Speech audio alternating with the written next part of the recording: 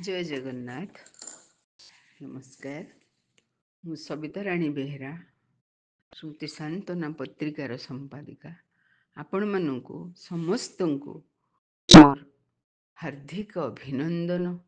ସ୍ମୃତି ସାନ୍ତନାର digital ଆସର ଓ ସ୍ମୃତି ସାନ୍ତନାର ୟୁଟ୍ୟୁବକୁ channel ପାଇଁ ମୁଁ ସର୍ବପ୍ରଥମେ ମୋର ଏକ ଦୀପଦ କହିବାକୁ ଯାଉଛି। ଆଜି ଗୋଟେ ସଂକଳ୍ପ, ମଣିଷର ମନର ଗୋଟେ ସଂକଳ୍ପ ବିଷୟରେ ମୁଁ କିଛି କହିବାକୁ ଯାଉଛି।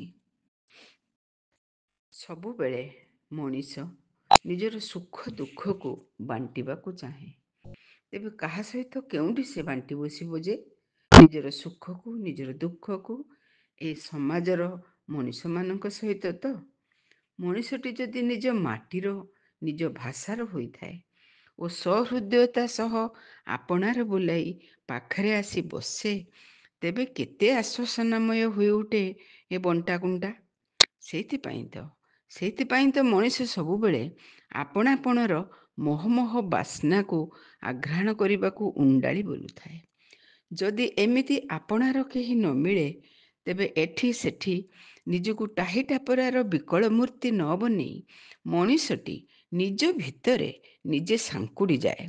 ସେତେବେଳେ ସେ ବେଶ୍ ନିରାପଦ ମଣେ କାଗଜ କଲମରେ ନିଜ ଭାଷାରେ ସୁଖ ଦୁଃଖର ଭାବାନୁବେଗକୁ ଉତ୍ତାରି ଦେବାକୁ।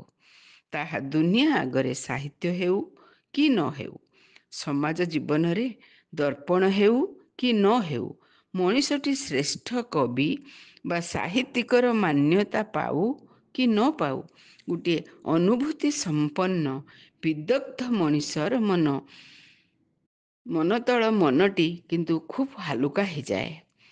ସୁଖ ଦୁଃଖ ଭରା ଏ ସ୍ମୃତି ଜୁଡ଼ୁବୁଡ଼ୁ ଜୀବନକୁ ନେଇ ଜୀଇ ରହିବାର ଏକ ସାନ୍ତ୍ୱନା ମିଳିଯାଏ। ପୃଥିବୀର ସମସ୍ତ ଜୀବମାନଙ୍କ ମଧ୍ୟରେ ମଣିଷ ହିଁ ଶ୍ରେଷ୍ଠ ସାମାଜିକ ଜୀବ।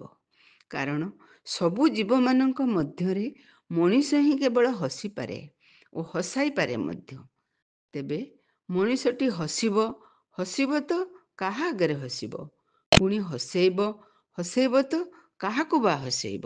ଏମିତି ଅନେକ ଦିଗରୁ ଦେଖିଲେ ମନେ ହୁଏ ଏହି ଶ୍ରେଷ୍ଠ ସାମାଜିକ ପ୍ରାଣୀ ମଣିଷଟି ସମାଜର ସାଂସ୍କୃତିକ, ସାମାଜିକ ଓ ସାହିତ୍ୟିକ ଆଦି ବିଭିନ୍ନ ସଂଗଠନରେ ନିଜକୁ ପ୍ରକାଶିତ କରିବା ପାଇଁ ପ୍ରତ୍ୟକ୍ଷରେ ବା ପରୋକ୍ଷରେ ଅନ୍ୟ ମଣିଷମାନଙ୍କ ସହିତ ଜଡ଼ିତ ହୋଇଯାଏ।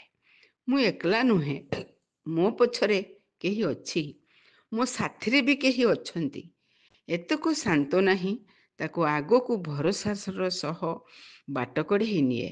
ସୁଖର କଥା, ଏବେର ସମାଜରେ ଭାଷା, ସଂସ୍କୃତି ଓ ସାହିତ୍ୟକୁ ନେଇ ଅନେକ ଛୋଟ ବଡ଼ ସଂଗଠନ ଅବିରତ କାର୍ଯ୍ୟ କରି ଚାଲିଛି। ତେଣୁ ଆଜିର ମଣିଷ ଏହି ଛୋଟ ଛୋଟ ସଂଗଠନର ନୌକାବାହୀ ମହାଭାରତୀୟ ଭାବ ସମୁଦ୍ରରେ ଭାସି ଭାସି ସମଗ୍ର ବିଶ୍ୱରେ ଭାଇଚାରାର ପରମ୍ପରା ସୃଷ୍ଟି କରିବାକୁ ଉଦ୍ୟମ କରିପାରିଛି। ସତରେ ମଣିଷଟି ଚାହିଁଲେ କିଛି ତ ଗୋଟେ ଆଜି କରିପାରୁଛି। ଏତକ ସାନ୍ତ୍ୱନା ହିଁ ଯଥେଷ୍ଟ ସ୍ମୃତିର ଦରିଆ ପାରି ହେବାକୁ।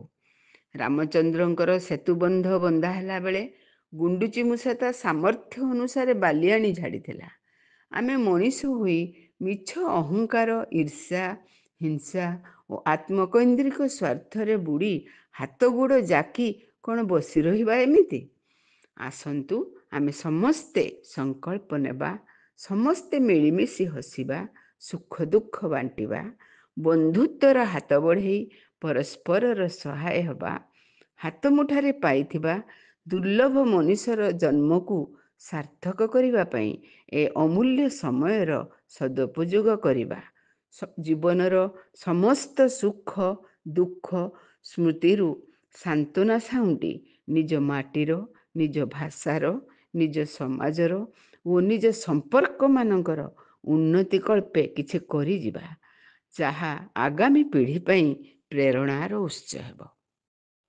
ନମସ୍କାର। ଜୟ ଜଗନ୍ନାଥ। ଧନ୍ୟବାଦ।